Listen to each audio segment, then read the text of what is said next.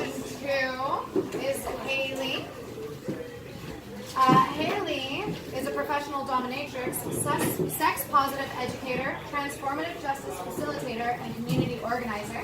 She has spoken at the Vancouver Women's March as well as Amnesty International, and today she'll be sharing her story, Total Emasculation. Haley Hartless, everybody.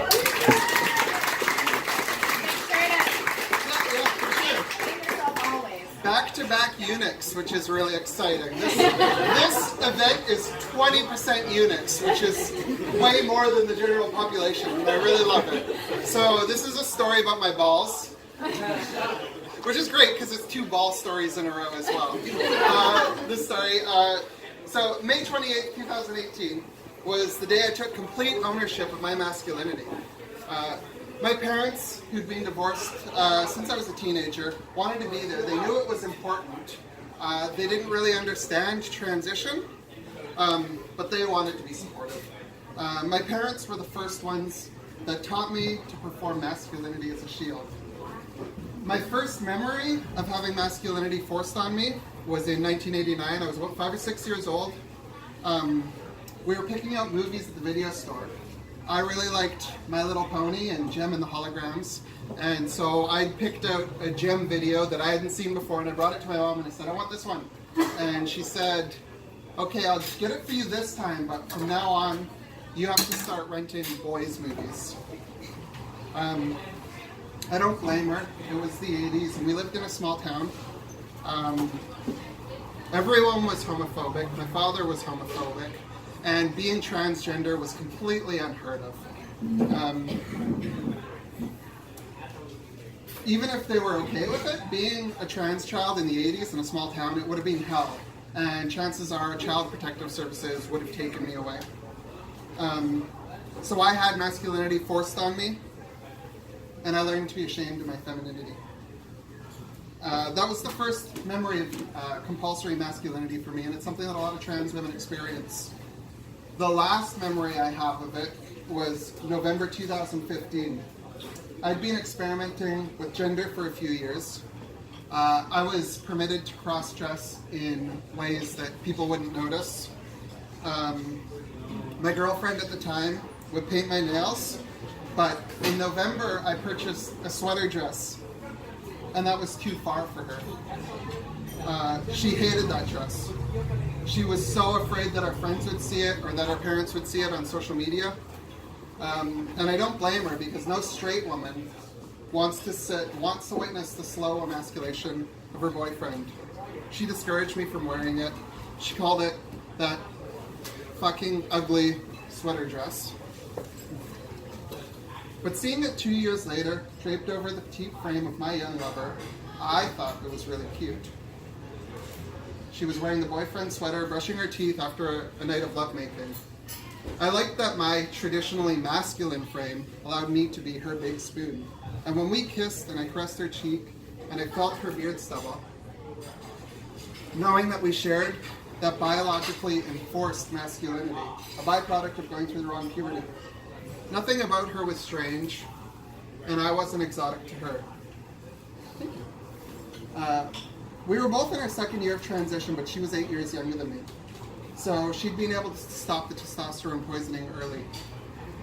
We even called ourselves Badels, which is an archaic term which means effeminate men. Testosterone poisoning in trans women is stopped by the use of testosterone blockers, powerful drugs that cause chemical castration. I took my first testosterone blockers on May 5th, 2016. Cyproterone, a drug normally reserved for sex offenders, and finasteride to prevent and reverse male pattern baldness. Both are extremely powerful drugs, very harsh on the liver, and they both have mental health side effects. I was transitioning by informed consent, which allowed me to bypass most of the gatekeeping by signing off that I was taking full responsibility for the risks associated with transition. So I never actually got a diagnosis of gender dysphoria. And as I sat at the admissions desk in the hospital, I see that they gave me a diagnosis of gender dysphoria in order to authorize my castration. The medication I was taking was preventative, but my orchiectomy was going to be the cure. In the surgical daycare, I met 2 other trans women having the same procedure. The trans women choose to have our testicles removed. The reasons we choose to have our testicles removed vary. For some of us, it's a stepping stone to sex reassignment surgery. So, yeah, I'm never going to finish in 30 seconds. Some of us get it because we can't get sex reassignment surgery or because of medical or financial reasons. For me, it's my final gender-affirming surgery. It's me taking sovereignty over my physical masculinity. I had already taken back my social masculinity from the people in the society who wanted me to perform it to protect myself or to protect them. My parents, my ex, my high school bullies.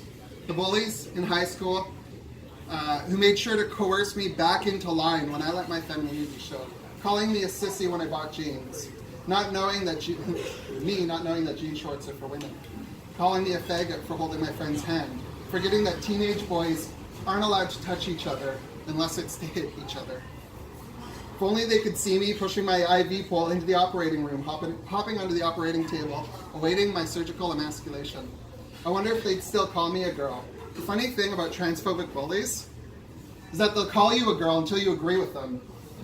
Then they say that you're a man, and you were always a man. I took ownership of my masculinity socially. I took it back from the bullies, former lovers, and family back in 2016 when I made my choice to live authentically. I'd taken back parts of my physical masculinity when I endured painful electrolysis and laser hair removal. I'd taken it back with powerful drugs, and I'm taking it back now as I awaken from surgery feeling like I've been kicked in the nuts.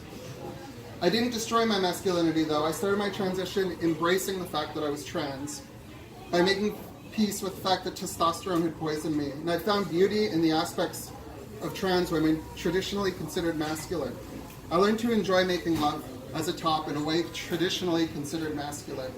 Just because society calls it masculinity doesn't make any of it male. My clothes are women's clothes because I wear them. Activist blood courses through my veins, pumped by a woman's heart. I make love to my partners using women's parts, because although most people would call them masculine, they're attached to a woman's body. With my surgical castration, I could express my masculinity on my own terms.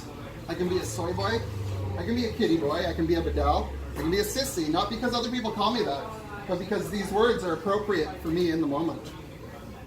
I can take back the words others used to harm me and own them for myself. My name is Haley, I'm a eunuch, and I express what you call masculinity on my own terms.